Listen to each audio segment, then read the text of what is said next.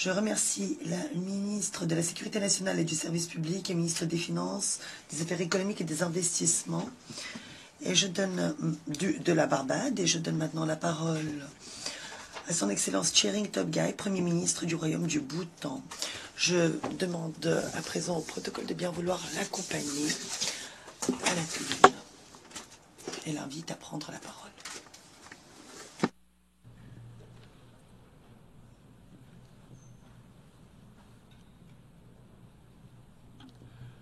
Mr. President,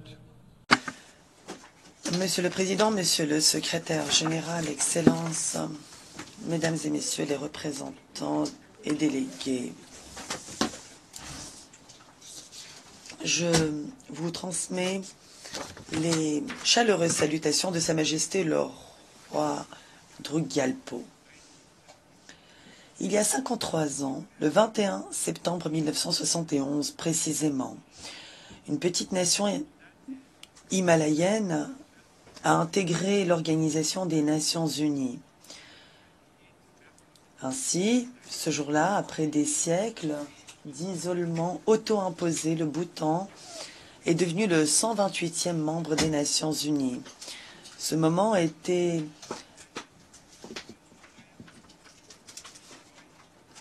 décisif pour nous, car c'est le moment où un petit État pauvre, enclavé, niché dans les plus hautes montagnes du monde, rejoignait la communauté des nations.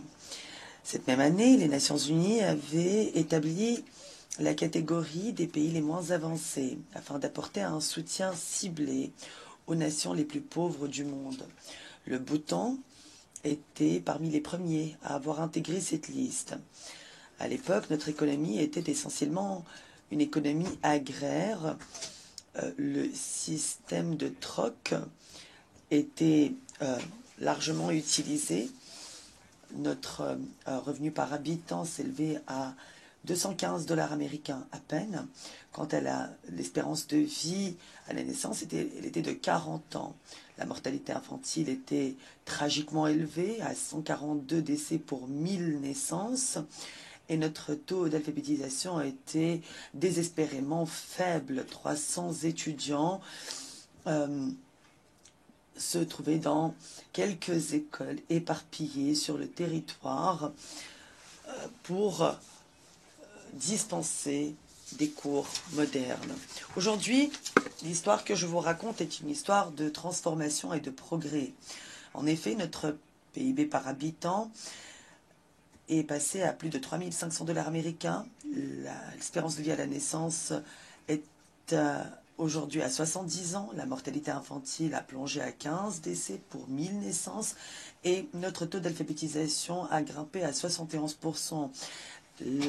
Parmi les jeunes, il a grimpé en flèche, allant jusqu'à 99%. Je me réjouis de vous dire aujourd'hui, de le dire devant cette auguste assemblée, que grâce à ces progrès au mois de décembre dernier, 52 ans après avoir rejoint les Nations Unies, le Bhoutan a été reclassé de la catégorie PMA. C'est un accomplissement qui n'a pas été facile à réaliser. Beaucoup de travail, de persévérance et de sacrifice nous ont valu cette avancée. Mais nous n'étions pas seuls dans cette traversée. En effet, nous avons bénéficié d'un soutien précieux. Des amis nous ont accompagnés sur ce chemin. J'aimerais d'ailleurs saisir cette occasion pour dire toute ma reconnaissance aux Nations Unies et à ces institutions spécialisées, ainsi qu'à nos partenaires de développement, Japon, Union européenne, Banque mondiale, Banque asiatique de développement, pour ce soutien sans faille dont nous avons bénéficié. Plus important encore, je voudrais réserver mes remerciements les plus profonds à l'Inde, notre ami le plus proche et voisin, qui nous a soutenus depuis le début et dont l'amitié et le soutien ont toujours été inébranlables. Excellence, notre reclassement de la catégorie PMA est effectivement un jalon important. Mais ce qui compte vraiment, c'est que nous l'avons fait selon nos propres conditions, sous la houlette de monarques éclairés. Le Bhoutan s'est engagé dans la voie du développement en ayant à l'esprit une philosophie qui nous caractérise aujourd'hui, celle du bonheur national brut. Une philosophie selon laquelle le bonheur et le bien-être de notre peuple doit être au cœur de tous les efforts de développement. Grâce à notre bonheur national brut, notre économie, aussi petite soit-elle, est durable et inclusive. La santé et l'éducation sont gratuits pour tous. Notre culture unique ne fait pas que survivre, elle prospère. Plus de 72% de notre terre est recouverte par des forêts et nous sommes reconnus comme un haut lieu de la biodiversité ainsi qu'un pays à bilan carbone négatif. Quant à notre démocratie, don de notre roi, elle a été finalement acceptée par une population réticente. Excellence, nous avons aujourd'hui une responsabilité. Une fois que ce reclassement a été accompli, l'objectif que nous nous sommes fixés était de pérenniser ces progrès et ces avancées acquises de haute lutte. Nous avons décidé que, quoi qu'il arrive, il n'y aurait pas de régression. Nous avons tracé un nouveau cap pour l'avenir, bien que les défis soient nombreux et nous savons que nous allons devoir en relever beaucoup. Ces défis appellent un nouveau paradigme en matière de développement. Dans ce contexte, je me réjouis de vous annoncer que Sa Majesté le Roi a déjà décidé de la création d'une ville de la pleine conscience, la ville de Guéléfo. Cette ville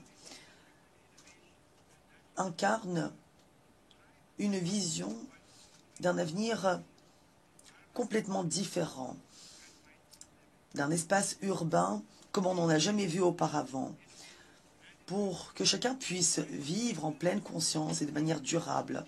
Cette ville s'étend sur 2600 km² de forêts vierges et de terres agricoles. Elle permettra à l'innovation humaine de prospérer et aux écosystèmes naturels de se développer, tout cela en harmonie, tout en favorisant bien sûr le bien-être des populations, la durabilité et la vie en pleine conscience. Nous avons invité des leaders, des innovateurs et des investisseurs à construire avec nous cette ville révolutionnaire, contribuant ainsi à ériger un modèle de paix, d'harmonie et de progrès, d'un modèle que d'autres pourront suivre après nous. Excellence, l'histoire du Bhoutan est une histoire marquée par l'espoir, mais c'est également un appel à l'action. Plus de 50 ans se sont écoulés depuis la création de cette catégorie, mais 7 nations seulement ont pu être reclassées de la catégorie PMA. Donc 46 pays sont toujours dans le besoin, ce qui est inacceptable. La communauté internationale doit donc intensifier ses efforts pour qu'aucune nation ne soit laissée pour compte et que tous les PMA atteignent cet objectif.